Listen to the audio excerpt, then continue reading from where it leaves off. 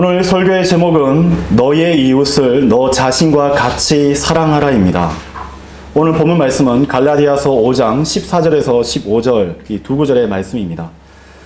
오늘날 성도들은 주 예수 그리스도께 자신의 죄를 용서해 주시고 하늘 낙원에 인도될 것을 확신하고 살아갑니다. 지금 현재 구원의 보장 속에서 하늘의 소망이 확실하다는 사실을 또한 기뻐하며 찬송하며 그렇게 살아갑니다. 그러나 오늘도 말씀 앞에 서 있을 때 우리 자신이 막다뜨리게 되는 문제는 무엇입니까? 구원을 받기 위해 주님을 부른 그 시점부터 이 세상을 떠나 하늘로 인도될 그 사이 동안에 주 예수 그리스도께 자신의 삶을 통제하시도록 거의 맡기지 않았는 데에 문제가 있는 것입니다. 사실 대다수의 구원받은 이 거듭난 성도들은 자신의 삶을 예수 그리스도께 내어 맡기진 않습니다. 오늘 이 말씀이, 오늘 이 질문을 주님께서 우리에게 던지고 계시는 것입니다. 이제 저는 이것을 위탁받아서 위임받아 여러분에게 묻겠습니다.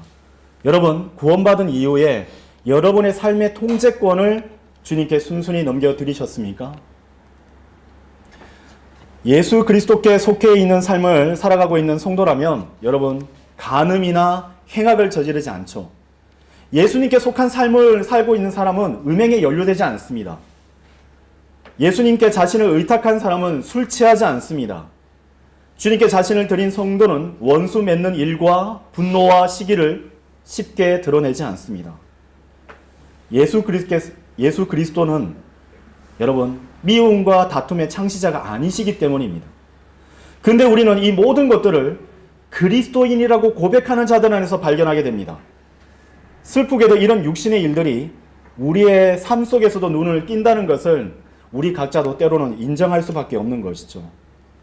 비록 우리가 구원을 받았고 성령님께서 우리 안에 내주하심에도 불구하고 우리는 여전히 성령님의 통제하에 걷기보다는 육신의 명령과 우리의 안위를 따라서 걷고 있다는 사실에 대한 명백한 증거들을 보게 됩니다. 오늘 설교를 통해 말씀드리는 것은 하나님 앞에 우리가 죄인이라는 것과 우리 스스로는 구원할 수 없다는 사실과 하나님의 구원을 얻기 위해서는 전적으로 주 예수 그리스도의 믿음을 의지함으로써 주어졌다는 것입니다. 여러분은 인정하셨기 때문에 오늘 이 자리에 있으신 것이죠. 또한 말씀드리고 싶은 것은 이것은 단지 단 한 번의 은혜로 그치는 것이 아님을 여러분 기억하시라는 것입니다. 이것은 거듭난 성도들의 매일의 삶에서 매일 필요한 하나님의 은혜입니다. 그러니까 하나님께서 원하시는 바는 매일매일의 나의 삶 속에서 나의 육신의 죄들에 대해, 나의 육신 앞에서 대면하는 모든 문제들에 대해서 인정하라는 것이에요. 나로서는 그것들을 극복할 수 없다. 나로서는 나 자신의 육신 안에는 성령님께서 원하시는, 하나님께서 바라시는 성품을 맺어갈 수 없다는 것을 여러분 인정하십시오. 우리가 구원을 얻고자 그분께 겸손하게 나갔던 그날을 여러분 떠올려보실 수 있으시겠습니까? 그렇다면 주님께서는 우리가 각자 육신에 대해서 승리하기 위해서도 그렇게 하기를 원하고 계시는 것입니다. 여러분, 나 자신이 어떻게 구원받았습니까? 나의 능력과 행위로는 구원받지 않았죠. 나는 주님께 나아갔습니다. 나는 그분께서 값없이 구원을 주시는 것을 받아들였어요. 그렇죠? 이제 우리가 구세주 예수 그리스도께 나아가서 구원을 받았던 그 방식 그대로 이제는 성령 하나님께 나아가서 그분께 온전히 의지하여 내어드릴 때입니다. 성령님께서 우리 안에서 하나님의 선한 목적을 이루어 가실 수 있도록 우리의 통제권을, 우리의 선택권을 주님 앞에 내어놓는 그런 귀한 시간으로 삼으시기를 바랍니다. 이제 로마서 8장으로 가보실까요? 로마서 8장 28절에서 29절을 여러분 함께 보도록 하시겠습니다. 로마서 8장 28절에서 29절입니다. 그런즉 우리가 알거니와 하나님을 사랑하는 자들에게 곧 그분의 목적대로 부르심을 받은 자들에게는 모든 것들이 합력하여 선을 이루느니라. 그분께서는 또한 자신이 미리 알았던 자들을 위하여 그분의 아들의 형상과 같은 형상이 되게 하시려고 예정하셨으니 그분으로 하여금 많은 형제들 가운데 첫째로 나신 분이 되게 하려 하심이라 라고 말씀하고 계십니다. 궁극적으로는 무엇이죠? 우리가 주님과 같은 빛나고 놀라운 그런 천상의 몸으로 변화받게 될 것이죠. 그리고 이 지상 삶 가운데 우리가 하나님 말씀이 우리에게 주어졌을 때 우리 안에 계시는 성령님께서는 부단히도 역사하고 계신데 어떤 것이죠? 바로 하나님의 아들의 그 형상이 같은 형상이 되도록 우리 안에 역사하고 계시는 것입니다. 만약 여러분 가운데 지난번도 강조했었고 또 이제 표준 킹제임스 성경을 가지고 계신데 아직도 이 성경 구절에 표시하지 않았다면 여러분 마크하십시오. 여기 표시를 해 두십시오. 왜냐하면 이것이 바로 우리가 구원받은 이유이기 때문입니다. 그러나 하나님께서는 우리가 언젠가 휴거되어 다가오는 진노만을 피하라고 우리를 구원하신 것이 아닙니다. 물론 이것도 우리가 얻게 될 유익 가운데 하나이죠. 하나님께서 여러분 자신을 구원하신 목적은 나의 삶에서 일어나는 모든 것들을 사용하셔서 내 안에 자신의 아들 주 예수 그리스도의 성품이 생산될 수 있도록 역사하시는 데 있다는 것입니다. 여러분 예수님은 떠올려 보실 수 있으실까요? 제자들에게 또 예수님을 따르는 무리들에게 얼마만큼 온유와 사랑과 자비를 베푸셨습니까? 우리는 영과 진리 안에서 경배드리기 위해서 지금까지 혹독한 대가들을 치루어 왔습니다. 이제는 여러분 생각해 보십시오. 여전히 내 안에서 옛사람의 육신 안에서 비롯된 것들을 가지고 이 영과 진리 안에서 경배드리기 위해서 나오는 것을 여러분 이제는 중단하셔야 됩니다. 왜냐하면 하나님께서는 그것은 악취나는 재물과 같기 때문이죠. 옛사람인 육신 안에 있는 모든 교회에서 봉사하는 것, 내가 어떤 섬기는 것, 그것이 만약 육신 안에서부터 비롯된 것들이라면 여러분 그것은 하나님께서 기뻐 받으시는 것이 아닙니다. 마음의 동기를 하나님께서 살피고 계시는 것이에요. 참으로 중요한 것은 무엇인 줄 아십니까? 성령님 안에서 생산되는 것들로 통하여 내가 성령님 안에 있는 것들로 통하여 내가 영과 진리 안에서 경배 드릴 때만이 아버지 하나님께서 기뻐 받으신다는 것이에요. 내가 왜 기쁨이 사라졌습니까? 왜 세상이 줄 수 없는 평안이 왜 내 안에 없습니까? 왜 세상을 살아갈 힘이 내 안에 다 바닥이 난 것이죠? 내가 주님 안에 머무는 것을 포기했기 때문이에요. 육신 안에 있는 모든 치열한 것들을 내가 붙잡고 거기에 시간을 할애했기 때문입니다. 거듭난 우리가 성령님을 통해 얻게 되는 생산물을 가지고 경배에 참여할 때만이 주님께서 기뻐 받으세요. 하나님께서는 우리 모두가 주님과 상호작용을 하기를 원하십니다. 주님 이렇게 하는 게 맞습니까? 그렇게 하는 게 맞아. 주님 이렇게 할까요? 아니야. 그렇게 하는 건 아니야. 매 순간 우리가 묻고 발걸음을 떼기를 원하고 계시는 것이에요.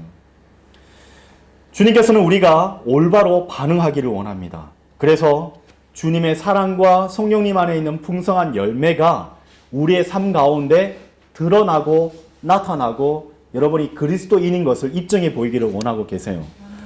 만약 그리스도의 사랑이 성령님으로부터 나와야 한다면 우리가 말하고자 하는 사랑은 우리가 지금까지 살아왔었던 방식대로 익히고 경험했었던 절대 육신 안에서는 발현될 수가 없어요. 흉내내지 마세요, 여러분. 개역 성경을 비롯한 일단의 모든 성경들은 이 러브와 체리티를 구분하지 않았습니다. 그렇죠. 표준 킹제임스 성경은 그것을 구분해 놓았어요. 형제 안에, 구원받은 그리스도 예수 안에 있는 성도 간에 희생하는 사랑임을 나타나고 있죠. 구분하고 있죠. 우리가 쉽게 착각할 수 있는 일은 무엇입니까? 모든 일이 잘 되면 이건 하나님께서 해주신 거야. 하나님의 어떤 은혜야. 근데 반면에 무슨 일이 내 뜻대로 잘 안 되면 어떻게 생각합니까? 이건 분명 마귀가 방해하고 있어. 이거 하나님 뜻이 아니야 라고 단정 짓는 데 있습니다. 사람들이 내가 원하는 바대로 나를 대해주고 그것이 하나님의 은혜라고 생각하고요. 사람들이 나를 또 잘 대해주지 않고 갈등이 빚어지게 되면 이건 분명 하나님 뜻이 아니고 마귀 때문이야. 뭔가 나한테 신호를 주신 거야 라고 쉽게 결정 지어버려요.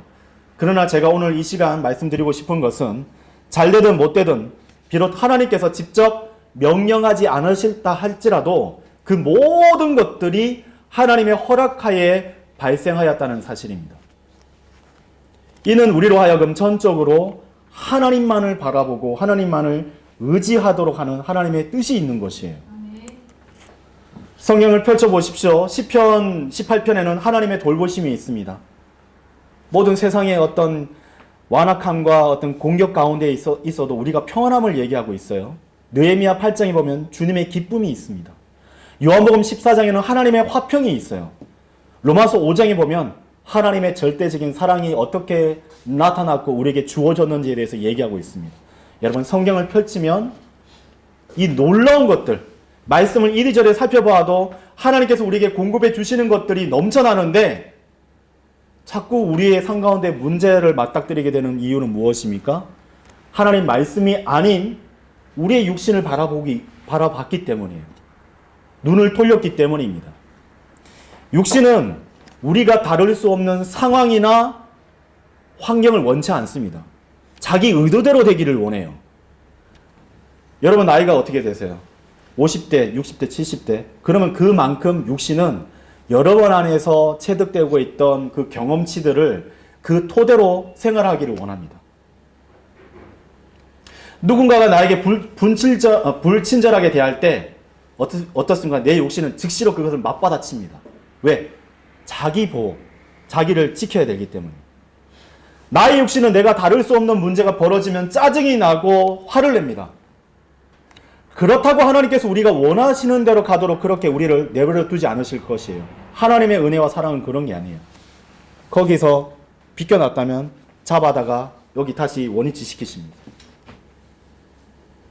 하나님께서는 우리를 이끄셔서 우리의 육신의 철저한 모든 것들이 무능력하고 하나님 안에서 쓸모없는 것이라는 것을 깨달아 알 수 있도록 이제는 그 환경과 여건들을 만들어 넣으셔서 거기에다가 우리를 넣으세요.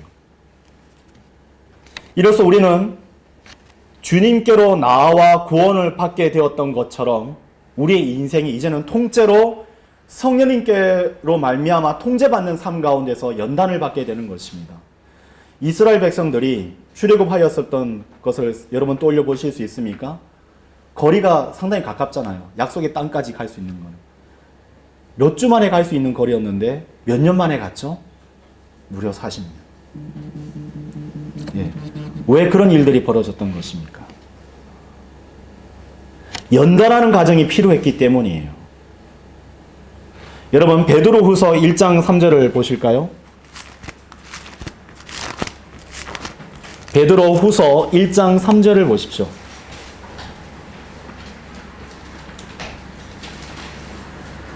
그분의 신성한 권능이 생명과 경건에 속한 모든 것들을 우리에게 주심에 따라 우리를 영광과 선행으로 부르신 분을 아는 것을 통하여 그리하였노라 라고 되어 있어요.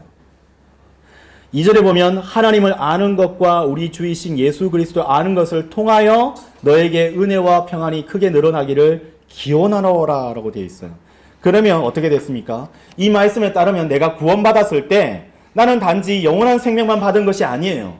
구원받은 순간부터 주 예수 그리스도를 따라 주 예수 그리스도처럼 살아갈 수 있는 능력을 이미 부여받았다는 것입니다.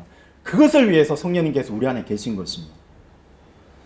생명에 속한 것뿐만 아니라 경건에 속한 모든 것을 주셨다라고 완료하셨다라고 말씀하고 계시는 거예요. 하나님을 아는 것을 통해서 우리를 영광과 선행에 이룰 수 있도록 하나님께서 친히 역사하시겠다라고 약속해 주신 것입니다. 단지 하나님께서 우리를 하늘나라에 데려가게끔 하기 위해서 우리를 구원하신 것이 아니에요. 그러면 속칭 우리의 구원, 우리가 받았던 구원의 뿐만 아니라 진리의 지식들에 대해서 비방하는 수많은 사람들이 있죠. 그런 악한 사람들이 있죠. 그럼 뭐라고 합니까? 그럼 지금 죽어서 하늘나라 가지. 뭐하러 여기서 지상삶을 살아? 그러나 하나님께서는 우리가 이 지상에서 해야 할 일이 있음을 알려주고 계신 것이에요. 우리가 구원받았을 때 영원한 생명을 주시고 하늘에서 그 저택을 마련해 주셨으며 영광스러운 몸과 이제는 황금으로 된 거리가 있는 새 예루살렘도 이제 주시되 지구로부터 벗어나는 그 축복 등등 이제 헤아릴 수 없는 모든 복들을 여러분 생각해 본다면 이제는 받았고 이제 또 받을 예정이죠. 얼마나 기쁜가요? 뿐만 아니라 그분께서는 그분의 덕을 우리에게 나누어 주셨음을 여러분 이제 기억하셔야 됩니다. 보실까요? 베드로후서 1장 4절을 보세요. 그것들로 말미암아 우리에게 지극히 위대하고 보배로운 약속들이 주어졌으니 이것들로 인하여 너희가 하나님의 본성의 동참자들이 되어 정욕을 통하여 세상 속에 있는 부패를 벗어나게 하려 함이라. 그런즉 이뿐만이 아니라 열심을 다하여 너희의 믿음에 덕을 더하고 덕에 지식을 더하고. 이 말씀에 따르면 우리가 어떻게 됐습니까? 하나님의 본성의 동참자가 되었다라고 얘기하고 계세요. 그렇다면 이제 우리는 하나님께서 원하시는 그것을 원할 수 있는 그런 성품을 받은 것입니다. 우리 안에 그 모든 것들이 갖고 있는 거예요. 우리 안에 옛사람이 아니라, 육신에 속한 옛사람이 아니라 새 사람 안에 그것이 이미 있는 겁니다. 여러분, 그 씨앗을 하나님께서 심어 놓으신 것이에요. 하나님께서는 우리를 아담의 제약된 성품에서 해방시키셔서, 로마서 8장 말씀대로 해방시켜서 자신의 신성한 성품을, 하나님의 그 경건한 성품을 우리에게 매일같이 공급해 주시고 일깨워 주고 계신 것이에요. 만약 우리가 하늘나라에 가는 것만을 구원으로 생각한다면 정말 우리는 성경은 정말 잘못 알고 있는 것입니다. 정말 하나님께서 우리 삶 가운데서 이루어 가고자 하는 목표와 우리의 인생 계획을 잘못 알고 계신 것이에요. 하나님의 설계 도면은 그것이 아니에요. 물론 구원받은 성도는 분명하게 셋째 하늘로 가죠. 셋째 하늘 낙원에 갑니다. 그러나 하나님께서는 우리가 그곳에 이르기 전에 하나님의 성품과 하나님의 마음과 하나님의 사랑을 이미 우리에게 주셔가지고 우리의 삶을 통해서 그것이 드러나기를 원하세요. 그것을 보시고 흡족하실 것이에요. 베드로후서 1장 5절을 다시 보십시오. 그런즉 이뿐만이 아니라 열심을 다하여 너희의 믿음에 덕을 더하고 덕에 지식을 더하고. 자, 이제 중요한 대목들을 하나씩 볼 겁니다. 우리는 주님께서 지극히 크고 귀한 약속들을 주셨어요. 하나님의 본성에 동참하는 특권뿐만 아니라 이제는 믿음의 덕의 지식을 갖추기를 원하십니다. 아셨어요? 구원받았을 때 하나님의 성품의 어떤 본성의 동참자가 될 수 있는 모든 조건들을 이미 완료해 주셨을 뿐만 아니라 이제 이것을 하나씩 해 나갈 수 있도록 이제 단계를 마련해 주신 것입니다. 제가 자주 얘기하잖아요. 운전면허증 갖고 계시잖아요. 또 그것을 따기 위해서 자녀들을 또 양육하면서 비용을 대납을 해 주시거나 그 과정을 보셨잖아요. 필기시험이 있습니다. 그렇죠? 또 면허시험장 안에서 어떤 그런 코스들이 있습니다. 그렇죠? 십자로 된데 또 후진해서 세우는 것들, 그죠? 또 그게 어느 정도 통과되면 어떻게 됩니까? 실제 이 도로에 나와서 주행을 해야 되죠. 그러면 옆에서 타고 있는 시험관이 점수를 매깁니다. 그럼 일정 이상 점수를 통과하면 면허증이 부여가 되잖아요. 우리 안에 계신 성령님께서도 이걸 부단히 하고 계신 것이에요. 8절은 이렇게 말씀하십니다. 이는 만일 이런 것들이 너희 안에 있고 또 풍성하면 그것들은 너희로 하여금 우리 주 예수 그리스도를 아는 것에서 너희가 열매 맺지 못하는 자나 생산적이지 않는 자가 되지 않도록 할 것이기 때문이라. 성령님께서 우리 안에서 무엇을 부단히 맡고 계시냐면은 이 열매가 맺어져야 되는데 열매를 맺지 못하는 자나 생산적이지 않는 자가 되지 않도록 막고 계시다는 거예요. 그럼 어떻게 하십니까? 우리의 양심을 경종을 일으킵니다. 내 마음을 불편하게 만들어요. 아, 그거 잘못된 것이었구나. 또 단상에 있는 설교자를 통해서 이 말씀을 찔러 넣어 주십니다. 그것은 잘못된 것이야. 또 성도들 간의 교제 가운데서 그것이 드러나도록 해 주십니다. 여기서 우리가 주목할 만한 부분들이 뭐냐면은 무엇이죠? 생산적이지 않는 자, 열매를 맺지 못하는 자, 즉 하게 한다는 말이에요. 여러분, 주님께서는 우리로 하여금 주님께서 오실 때까지 장사하라고 하셨잖아요. 주님께서는 셈이 밝으십니다. 우리 머리카락까지도 세고 계시잖아요. 우리 머리카락 어떻습니까? 나이가 들면 뭐 젊어도 마찬가지지만은 빗질만 해도 머리카락 빠져요. 근데 주님은 그걸 다 카운트하고 계신 거예요. 주님께서는 우리가 주님 안에 있을 때에, 성령님 안에 있을 때에 뭘 하길 원하느냐? 성령의 열매를 맺어가는 생산적인 사람이 되기를 원한 거예요. 육신을 따라서 사는 삶을 통하여 열매 맺는, 그 육신의 열매를 맺는 일이 아니라 성령님 안에서 살아가는 삶을 살기를 원하는 것입니다. 오늘날 개역 성경도 앞번에 나왔었던 킹제임스 성경 계열의 성경을 따라서 영과 진리로 경배드리는 자 되어 있잖아요. 근데 표준 킹제임스 성경 어떻게 되어 있습니까? in, 영과 진리 안에서. 그렇죠?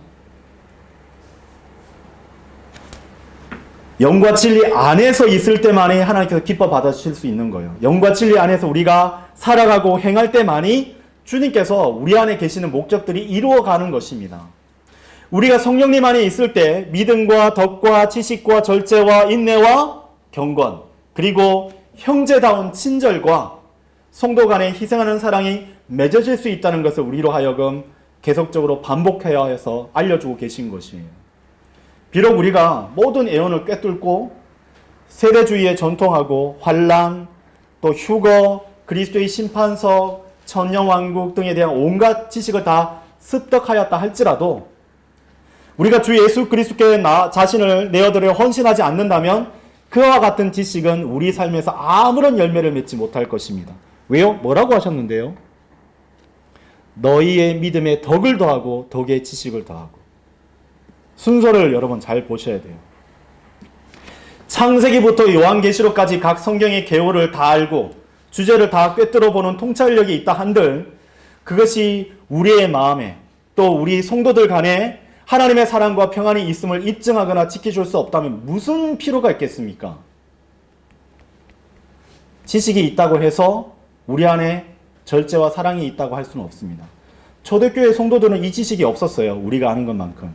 그러면 그리스도의 심판석 앞에서 부족한 사람으로 드러날까요? 아니잖아요.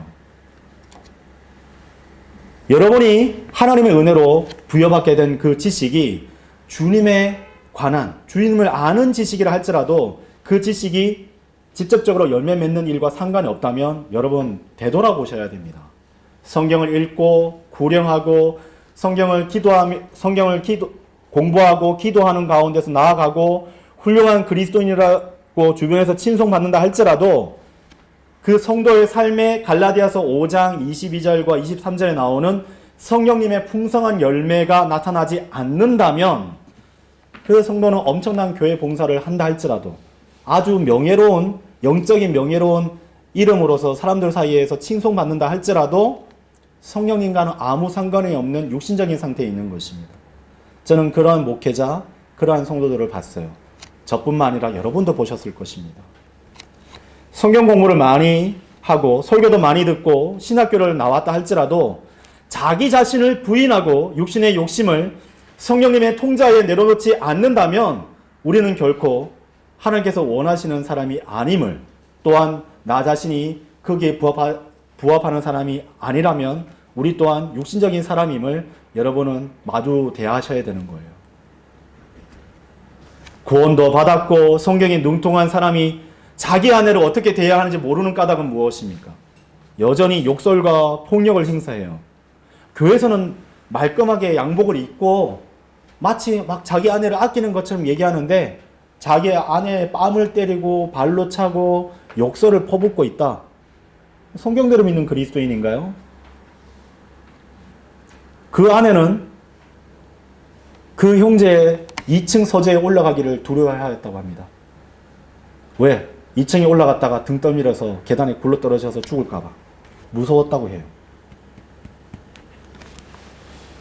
오랫동안 신앙생활을 해와서 경건의 행실로 믿지 않는 남편과 자녀를 어떻게 대해야 하는지 모르는 그런 자매 같다면 그거는 왜 그런 것입니까? 성령 안에 있지 못했기 때문이에요. 성령 안에 있어서 경건의 그 훈련을 스스로 하는 것을 원치 않았기 때문에. 왜? 지식이 더 매력적이었기 때문에. 지식과 경험이 아무리 풍성한다 할지라도 다시 한 번 더 말씀드리지만 성령님의 열매를 맺는 것과 무관하다면 그거는 육신적인 거예요. 썩어질 것이에요. 그리스도의 심판석 앞에서 어떠한 상급도 기도할 수 없어요. 거듭났지만 남편과 아내에게 전혀 축복이 되지 못한 지체들은 오늘날 지역교회에 얼마든지 있습니다. 그렇다고 여러분, 저는 희망 없고 부정적인 설교만 하려고 이 강단에 선 것은 아니에요.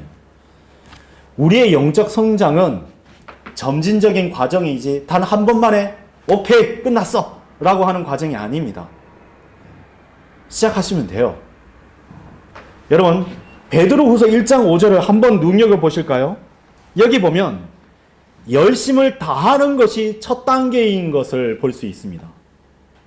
여러분 다른 곳에 서 계시지 마시고 자 여기 출발선상에 딱 서 계십시오. 전심전력하는 거예요. 열심을 다하는 거예요. 마음이 열정이 있어야 돼요. 마음이 열정이 있어서 내가 이렇게 하겠다 마음 먹으셔야 됩니다. 주님께서는 우리의 마음의 동기를 살피고 계시거든요. 이 말씀에 순종하여 서 있으면 이젠 주님께서 운전면허 시험장처럼 그 시험관이 옆에 앉듯이 이제 성령님께서 우리 안에 딱 와서 아 이제 네가 있어야 될 자리로 왔구나 라고 우리를 흐뭇하게 바라보실 것입니다. 그리고 우리에게 열심을 다하라고 격려해 주실 것이에요. 중단되었던 세상을 살아갈 수 있는 힘과 기쁨과 평안을 우리에게 공급해 주실 것입니다. 우리가 성경에 기록된 순서들을 중요하게 생각하는 이유가 무엇입니까? 그것은 점진적인 영적 성장과 교리와 밀접한 연관이 있기 때문이죠. 그렇지 않습니까? 그 단계를 무시하게 되면 성경을 잘못 해석하는 우를 범할 수 있기 때문이에요. 자, 우리가 지금 보고 있잖아요. 5절, 6절, 7절을 보게 되면 그 순서가 있어요. 여러분 아시지 않습니까? 이 순서가 매우 중요하다는 것을. 우리가 완성품으로 되어가고 있다. 우리는 올바른 길로 가고 있다는 것을 단번에 알 수 있는 것은 성경 기록대로 그것을 행하여 나갔을 때 아 여기까지 왔구나. 하나님께서 여기까지 나를 지도하셨구나. 그것을 알고 아 나는 점점 주님께서 오실 때까지 성화되는 그 단계를 올바로 수행하고 있구나. 그 과정을 교육받고 있구나. 그것을 여러분 알 수가 있는 것입니다. 내가 어디까지 왔지? 난 어디까지 해야 되는 것일까? 이 말씀을 보면 되는 것이에요. 자, 이제 주님께서는 우리의 열심을 보시면 첫 단계에서 두 번째 단계로 우리를 이끌어 주십니다. 우리가 주님처럼 거룩하게 되기를 진정으로 원하는지 그렇지 아니한지를 하나님께서 다 알고 계시지 않습니까? 자, 다시 한 번 더 베드로후서 1장 5절을 눈여겨보세요. 그런즉 이뿐만이 아니라 열심을 다하여 너희의 믿음에 덕을 더하고 덕에 지식을 더하고. 그렇죠? 주님께서는 믿음에 덕을 더하십니다. 주님께서는 성경님을 믿는 성도가 성경적인 덕을 갖추기를 원하고 계세요. 주님께서는 아이들을 키우는 방법을 성경에서 모두 인용할 수 있는 아버지가 필요한 것이 아니에요. 그 방법대로 행동하여서 그 말씀대로 행하는 등을 보일 수 있는 아이들을 키울 수 있는 아버지를 원하고 계십니다. 주님께서는 어떻게 지체를 사랑하는지 성경 구절들을 다 이렇게 인용할 수 있는 자매를 원하시는 것이 아니라 정말 실제로 지체를 희생하며 사랑하는 그 자매들을 원하고 계시는 것입니다. 보십시오. 먼저 필요한 것은 지식이 아니라 덕입니다. 즉 하나님의 성품이 우리를 통해서 나타나는 것이 가장 중요한 것이에요. 자, 여기서 덕이란 무엇입니까? 덕은 뭐 세워준다 막 이렇게 얘기하는데 덕은 무엇이죠? 상대방에게 좋은 결과를 얻도록 영향을 끼치는 선한 일이에요. 내 기준의 선한 일이 아니에요. 상대방이 느끼기에 선한 기준이 되어야 돼요. 여러분 뭐 성추행건 일어나면 다 딸같이 생각했기 때문에 어깨 뭐 만지고 몸을 터치했다 뭐 하는데 그건 그 사람 마음이죠. 받아들이는 여성 입장에서는 그건 성추행이잖아요. 그렇지 않습니까? 항상 상대방을 생각해야 되는 것입니다. 이타적인 것들. 여러분 고린도전서 3장 1절에서 3절을 한번 보실까요? 여기 잠깐 표시를 하시고 고린도전서 3장 1절과 3절을 보세요. 그런즉 형제들아 나는 너희에게 영적인 자들에게 하듯이 말할 수 없었고 오직 육신적인 자들에게 곧 그리스도 안에 있는 아기들에게 하듯이만 말할 수 있었노라. 3절 이는 너희가 여전히 육신적이기 때문이라. 이는 너희 가운데 시기와 분쟁과 분열들이 있었으므로 너희가 육신적이지 아니하냐? 또한 육신적인 사람들처럼 살아가는 것이 아니냐? 바울이 지금 빈정대면서 화를 내면서 얘기하고 있죠. 이 하나님의 말씀에 따르면 육신적이라는 것은 무엇입니까? 성경을 많이 아는데 기인하는 것이 아닙니다. 그렇죠? 육신적이라는 말이 성경에 기록되어 있다면 그것은 우리가 성경을 많이 알고 있음에도 불구하고 여전히 구원받기 이전에 육신적, 옛사람을 따라 행동했었던 모든 열매들에 대해서 얘기하고 있는 것입니다. 구원받기 전에 우리의 모습은 어떻습니까? 구원받고 난 이후에서도 성경대로 행하지 못했던 우리의 모습은 어떻습니까? 육신 안에서 지옥을 향해 가던 옛 모습이 아닐까요? 그렇지만 구원받고 난 후에 내 모습은 육신 안에서 하늘나라를 향해 가고 있는 모습이 아니어야 되죠. 그렇죠?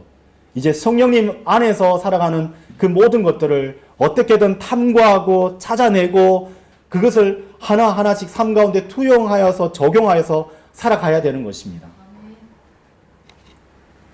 이 세상에서의 삶에 관한 한 우리 자신은 아무것도 변한 것은 없어요. 그렇죠? 똑같이 나는 어머니로서, 똑같이 아버지로서, 부모로서, 자녀로서, 또 한 청년이고 한 또 그 연령대에 맞는 중년으로서의 삶의 사회 구성원에서의 삶이 있을 것이에요. 그러나 하나님께서 바라시는 하나님의 아들의 형상을 따라 살아가는 그 모습을 우리 삶 가운데서 하나님께서 원하고 계시는 것입니다.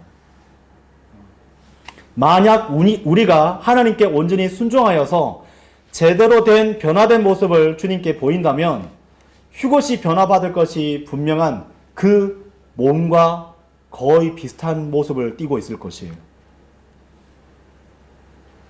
눈에 보이지 않는 하나님의 형상이 우리 안에 그 하나님의 본성을 따라 동참자로 살 수 있는 그 형상을 우리한테 심겨주셨지 않습니까? 근데 우리가 이제 몸이 변화받아서 올라갈 때 보니까 내가 지상 삶을 살았을 때 나타냈었던 그 예수님의 모습이었던 거예요. 저는 여러분이 그러한 모습을 거울처럼 맞닥뜨리기를 원합니다. 자, 그렇다면 이 지금 고린도전서 3장을 펼치고 계시죠? 4절을 보세요. 이는 누군가가 말하기를 나는 바울에게 속하였다 하는 동안 또 다른 이가 나는 아폴로에게 속하였다 하기 때문이니 너희가 육신적이지 아니하냐? 그렇다면 바울은 누구고 아폴로는 누구냐? 다만 섬기는 자들일 뿐이라. 주께서 각인에게 주신 그대로 너희가 그들을 통하여 믿었느니라. 이 말씀에 따르면 우리가 육신적일 경우에 우리는 어떤 성도 하나는 친하지 못하다는 것이 친하게 지낼 수가 없어요. 어떤 형제는 나하고 의견이 같지만 어떤 자매는 나와는 다른 의견을 갖고 있기 때문에 그 마음을 품고 있으면 육신적인 거예요. 성경에 나와 있잖아요. 제가 뭐 다르게 해석한 거 아니지 않습니까? 성경 그대로 제가 읽어드린 거잖아요. 그쵸? 보니까 저 야고보는 막 행위를 강조해요. 나하고 안 맞아. 사도 바울은 은혜에 대해서 얘기하고 나하고 잘 맞아. 지역교회 내에서 많이 그렇다면 육신적인 겁니다. 육신적인 것. 우리가 지금 성령님을 통해서 대면하고 있는 이 말씀의 핵심을, 이 설교의 핵심적인 부분들을 여러분 발견하실 수 있으시겠습니까? 자기 육신이 어울리게 알맞는 사람들과 모입니다. 구성합니다. 저도 한 2, 300명 되는 교회에서 오랫동안 신앙생활을 했잖아요. 안 변해요. 오전 예배 딱 마치면 딱 그 사람들만 모입니다. 편하거든요. 그 사람들하고만 식사 나누고 그 사람들하고 커피하고 음료수 마시면서 막 교제라는 이름하에 막 수다를 떨어요. 새로운 모임을 가지려고 하지 않습니다. 왜? 저 사람은 불편하거든요. 저 사람은 꼴도 보기 싫거든요. 저 사람하고 교제하면 힘들거든요. 자, 그 다음에 덕에 지식을 갖추라는 말씀을 우리는 이제 대면하게 되죠. 무엇 때문에 여러분 지식이 필요합니까? 저는 지식이 불필요하다고 얘기하지 않았습니다. 이제 우리가 덕을 갖추었다라고 생각하면 그제서야 지식이 필요합니다. 지식은 왜 필요한 것입니까? 여호와 증인들을 이기기 위해서입니까? 아니면 은사주의가 틀린 것을 반박하기 위해서입니까? 여러분 잊지 마십시오. 성경은 신약교회 성도인 우리에게 구주 예수 그리스도를 따라 자기를 부인하고 자기 십자가를 지고 그 믿음의 길을 가는 데 있어서 가장 필요한 기초적인 원리, 예수 그리스도 안에 있는 단순함을 따라 살아갈 것을 우리에게 강구하고 계시는 것입니다. 근데 그러다 보니까 은사주의에 대한 부분들, 칼빈주의에 대한 어떤 그릇된 비성경적인 것들이 막 들어오니까 공부할 필요가 있는 것이에요. 그 성경 지식이 있을 때에 때로는 구령하고 복음 전도를 하고 거리 설교하는데 우리는 도움을 받을 수 있는 것이죠. 그러나 성경 기록의 대부분은 우리 모두가 주 예수 그리스도처럼 살아가기 위해서 기록된 것이에요. 구약을 통해서 교훈을 얻고, 아, 그렇게 살아가야 되는 거야. 믿음의 선배들이 그렇게 살아갔구나. 예수 그리스도께서 가셨던 그 길을 사도 바울과 믿음의 모든 선배들이 갔잖아요. 그럼 우리도 그 길을 따라가야 되는 것이지 다른 것을 추구하는 것에 있는 것이 아닙니다.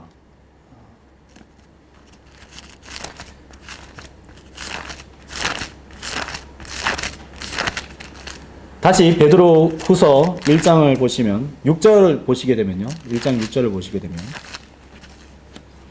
지식에 절제를 더하고 절제에 인내를 더하고 인내에 경건을 더하고로 되어 있죠. 여기 지식에 절제를 더하라는 말씀을 볼 수 있습니다. 이 오늘날 새로운 이 변개된 이 성경들은 이 단어를 자기 통제라고 합니다. 셀프 컨트롤이라고 해요. 오늘날 모든 서점에 가게 되면 자기 통제에 관련된 책들 많습니다. 뇌과학에 근거해서 나는 부자야. 나는 부자야. 이미 그렇게 살고 있어. 자기한테 계속 마인드 컨트롤을 하면 진짜 부자가 된다라고 강의하는 사람들 많아요. 그 콘텐츠, 영상 콘텐츠와 책들이 불티나게 팔립니다. 엄청나게 소비되고 있어요. 근데 그건 세상의 지식이에요. 성령님은 결단코 우리에게 그렇게 얘기하지 않습니다. 우리는 우리 스스로를 통제하지 못함을 너무나도 잘 알고 있죠. 우리 결단코 육신을 통제할 수 없습니다. 주님께서는 성령님을 통해서 우리에게 계속 가르쳐요. 너는 절대 너의 육신을 통제할 수 없어. 아멘. 그렇습니다. 그럼 어떻게 해야 됩니까? 내 육신을 십자가에 못 박아야 되는 거예요. 절제란 우리 자신이 아니라 성령님께서 우리를 통제하시는 것이에요. 그래야 온전한 절제가 이루어지는 겁니다. 우리는 그 다음 단계로 넘어갈 수 있어요. 그 다음에 인내가 있어요. 그 다음에 경건이 나와 있죠. 그 다음에 7절에 뭐였죠? 경건에 형제다운 친절을 더하고 형제다운 친절에 희생하는 사랑을 드러내는 것이 나오죠. 예수 그리스도 안에 있는 지체에게 나타내 보여야 할 형제다운 친절이 나오고, 그리고 그 형제를 희생하는 사랑으로 섬길 수 있어야 되는 것입니다. 이 순서 여러분 잊지 마세요. 하나님께서 우리 모두 안에서 역사하시기 전에 우리가 이러한 경건, 주님을 그 형상을 닮아가고 있는 그 경건에 이르기까지 하나님께서는 그 모든 것을 예정하신 것입니다. 아, 이렇게 내가 계획된 한 대로 이 구원받은 성도를 하나님께서 양자를 삼으신 우리를 그 단계까지 도달할 수 있도록 우리를 트레이닝 하실 것을 예정하신 것입니다. 여러분 어디까지 와 계시죠? 특히 눈여겨봐야 될 것. 표준 킹제임스 성경의 위대함이 여기에 있죠. 체리티는 무엇입니까? 성도 간에 나타나야 될 희생적인 사랑이에요. 이 체리티는 오늘날 변개된 성경들이 다 사랑이라는 단어로 변개시켰던 부분이죠. 체리티라는 단어가 없어요, 여러분. 체리티라는 단어를 그냥 단순히 사랑이라고 번역했다면 변개된 성경의 대열 가운데 있는 것이에요. 이 단어는 형제를 향한 마음으로부터의 사랑을 뜻하는 것입니다. 이제 우리는 우상들에게 바쳐진 것들과 관련하여 우리 모두가 지식이 있음을 아느니라. 지식은 거만하게 하나 희생하는 사랑은 세워주느니라. 고린도전서 8장 1절의 말씀이죠.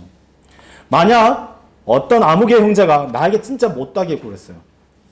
진짜 심할 정도로 막 욕설도 하고 인격 모독적인 얘기를 했어요. 그렇지만 속으로는 못마땅하지만 겉으로는 티를 낼 수는 없잖아요. 그래서 가서 아유 반갑습니다 형제님이라고 인사를 했어요. 그러나 진정 중요한 것은 무엇인 줄 아십니까? 아무도 안 보는 데서 무릎을 꿇고 아버지 하나님 그 형제를 축복하시고 그에게 좋은 날을 주시고 그의 가족과 그의 모든 사업과 모든 직장에 대해서 축복해 주십시오. 잘 되기를 주님께서 복을 빕니다. 라고 그렇게 중보기도 할 수 있느냐 없느냐 그 여부가 가장 중요한 것입니다. 외식적이고 외향적인 사람으로 하나님께서 보시는 것이 아니라 그 마음에 우리 안에 중심을 보고 계시잖아요. 그래서 예수님께서는 지금 우리로 하여금 어떤 메시지를 던지고 계신 줄 아십니까? 그를 십자가에 못 박으라. 그를 십자가에 처형하라. 대신에 강도 바라바를 풀어달라라고 외치는 군중들을 향해서 예수님께서는 이렇게 기도하셨죠. 아버지여 저들을 용서하소서. 저들은 자신들이 무엇을 바라는지 모릅니다.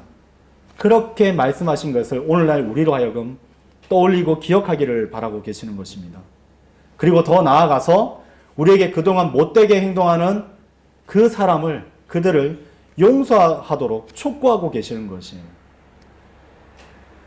어제도 이제 교제하는 어떤 형제가 저한테 물었어요. 그리스도 심판석 앞에 나가면 내가 잘못된 것에 대해서 이제 회개를 강구했었던 부분들이 있는데 혹여나 그럼에도 불구하고 하나님께서 그것을 책망하실까요? 묻는 거예요. 그래서 제가 이제 고민을 했어요. 1차적인 것은 요한일서 1장의 말씀대로 신실하신 하나님 앞에 정직하게 그 죄를 자백하는 것입니다.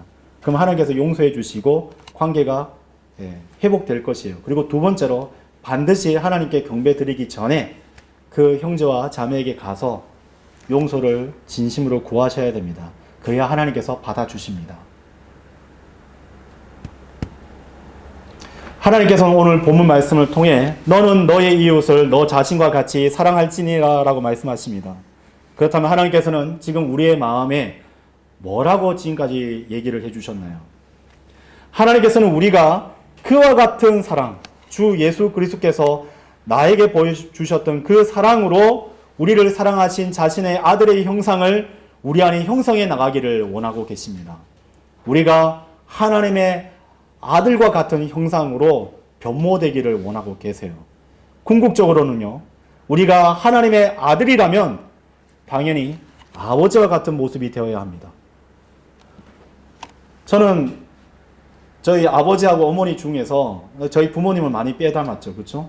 여러분 자녀들도 이 애는 나를 막 빼닮았어 하는 사람 분명히 있지 않습니까? 그러니까 물리적으로도 떨어져서 오랫동안 못 봐도 그 자식이 마음에 다 있으신 거잖아요. 그렇죠. 또 그렇게 매번 잔소리하고 호되게 꾸짖고 방 청소해라. 뭐 해라. 넌 이 지지배야 뭐 그것도 못하느냐. 너는 매번 뭐 이거밖에 못하느냐 매번 잔소리했던 부모님 이제 떠나서 이제 생활하다 보니까 그렇게 꼴도 보기 싫었던 부모님이었는데 이제는 내가 자식을 놓고 기르다 보니까 내 안에 부모님하고 똑같은 얼굴이 있는 거예요. 어떤 사람이 우리에게 다가와서 묻습니다. 당신은 구원받았습니까? 그렇게 묻는다면 우리는 자연스럽게 네 그렇습니다. 저는 예수님께서 십자가에서 피 흘려 죽으신 것을 믿고 저는 구원받아서 제사함 받았습니다. 그렇게 답변할 게 뻔하시죠? 그렇죠? 당연합니다. 그때 후속적으로 이런 대답을 들어보신 적 있으십니까? 맞네요. 성경이 말씀하신 하나님의 성품이 당신에서 느껴졌기 때문에 저는 당신이 구원받은 하나님의 자녀라는 것을 어렴풋이 느꼈답니다. 그 말을 듣는다면 여러분은 진정한 그리스도인일 것입니다. 저는 제 인생에 있어서 훌륭한 성경 교사들 많이 봤어요. 훌륭한 거리 설교자, 사역자들도 많이 봤습니다만 아버지 하나님과 또 예수님과 같은 성품을 지닌 사람들을 별로 보지 못했어요. 저도 그렇고요. 죄인에게 죄와 심판에 대한 그 잘 찌르는 설교를, 거리 설교를 잘하는 형제를 저는 압니다. 근데 그 형제는요, 그 지역교회 내에서도 지체들을 정죄하는 데도 참으로 열심히 했어요.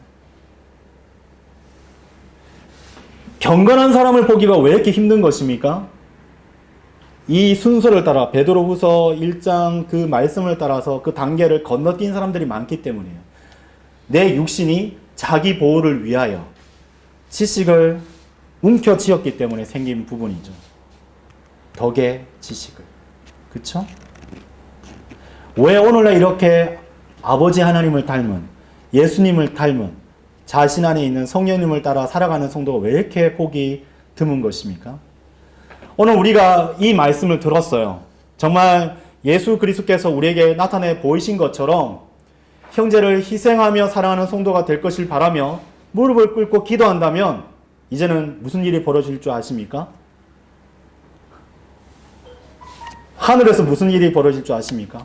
아버지 하나님, 저로 하여금 당신께서 저를 사랑하신 그 방식 그대로 이제 저 사람을 사랑할 수 있도록 해주십시오 라고 기도한다면, 이 기도가 진정이라면 아버지 하나님께서는 이렇게 응답해 주실 것입니다. 아들아, 기도 응답으로 네가 사랑할 수 없는 사람을 보내겠다. 자, 이제는 내가 너를 도울 테니까 이제 사랑할 수 있도록 해라. 정말 주님을 닮아가기를 원하십니까? 그렇다면 이미 하나님께서 여러분 앞에 두셨던 그 성도를 사랑하십시오. 하나님께서 여러분을 도우실 것입니다. 이제 이 설교의 결론을 맺겠습니다. 오늘 이 시간 우리는 우리가 마음먹은 만큼 영적인 사람이 될 수 있다는 사실을 목도했습니다. 하나님께서 우리를 통제하시도록 우리가 지금 결정하지 않으면 우리는 여전히 육신 가운데 있을 것이에요. 이 세상을 사는 사람이라면 구원을 받았든 받지 않았든 간에 육신 안에 살고 있기 때문에 우리가 자칫 하나님의 말씀을 소홀하게 되면 우리는 육신으로 돌아갈 수밖에 없어요. 아직 우리 몸이 구속받지 않았기 때문입니다. 그 어느 누구도 우리의 마음을 상하게 할 일이 전혀 없는 그날을 살아갈 수 있는 것이 아니에요. 우리는 휴거되어야만이 그것을 끝일 것이에요. 나한테 상처를 주고 나에게 위해를 가는 그 모든 일련의 일들이 끝을 나는 언제냐? 주님께서 공중으로 오셔서 우리의 각자의 이름을 부르실 그날에 그 모든 것이 끝일 것이에요. 그 전까지는 심지어 이 지역교회 내에서도 치열하게 일어날 것입니다. 근데 하나님께서 그것을 우리를 연단하시는 과정으로 불러주셨기 때문에, 그 광야 같은 생활을 하도록 우리를 불러주셨기 때문에 그러한 일들, 그러한 갈등들, 그러한 숙제 같은 일들이 우리 눈앞에 펼쳐지고 있는 것이에요. 하나님께서는 결단코 우리가 맞닥뜨린 그 상황을 바꾸려고 하지 않으실 것입니다. 우리의 마음을 바꾸시려고 시도하실 것이에요. 그래서 주 예수 그리스도께서 이 세상에서 기쁨과 복의 근원으로 사셨듯이 우리도 다른 성도와 우리의 이웃에게 기쁨과 복을 가져다 주는 삶으로 우리를 이끄셔서 그렇게 살아갈 수 있도록 도와주실 것입니다. 여러분, 성경을 부단히 공부하십시오. 왜냐하면 하나님께서 그렇게 명령하셨기 때문입니다. 그러나 단 조건이 있는 거예요. 지식은 열매를 맺지 못할 수도 있다는 사실을 기억하셔야 됩니다. 열매 맺지 못하는 지식은 육신만을 강화할 뿐이에요. 최악의 경우가 있다면 육신적인 성도는 성경 구조들을 척척 들이면서도 사람들과 논쟁을 벌일 수 있어요. 이보다 끔찍한 일은 지역교회에 없을 것이죠. 지식만으로 부족합니다. 무엇부터 해야 되죠? 열심을 다하여 믿음을 굳건하게 세우시고, 그 믿음 이후에 덕을 세우시고, 덕에 지식을 더하십시오. 그리고 후반에는 체리티, 즉 우리 안에 성도 간에 있는 희생하는 사랑을 나타내 보일 수 있는 그 단계에 여러분 도달하기를 열망하셔야 됩니다. 성령님께서 우리의 삶을 주관하기를 기도합니다. 하나님께서 우리 안에서, 우리 마음 안에서 역사하셔서 단지 오늘 이 시간 설교를 듣는 것에서 그치지 않고 이 설교가 우리 마음에 자리 잡아 우리를 변화시키기를 간절히 바라며 이 설교를 마치겠습니다. 감사합니다.